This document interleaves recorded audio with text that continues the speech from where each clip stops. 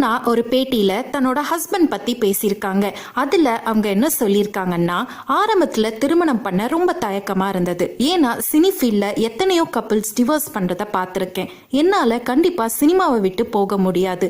பெண்கள் எல்லாரும் தான் சொந்த கால்ல நிக்கணும். எனக்கு தேவையான பொருளை ஏன் காஸ்ட்ல தான் நான் வாங்கணும்னு ஆசைப்படுவேன். திருமணத்துக்கு அப்புறம் நான் துபாயில போய் செட்டில் ஆயிட்டேன்.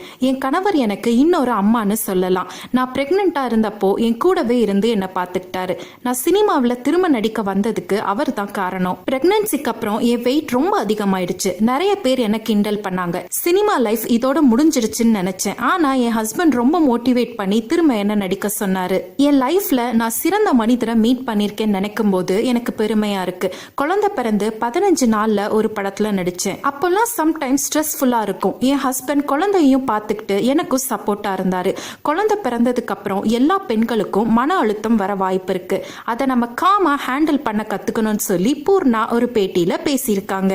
இந்த மாதிரி சினி அப்டேட்ஸ் தெரிஞ்சுக்கிறதுக்காக நம்ம ஐரா வியூஸை மறக்காம சப்ஸ்கிரைப் பண்ணிக்கோங்க.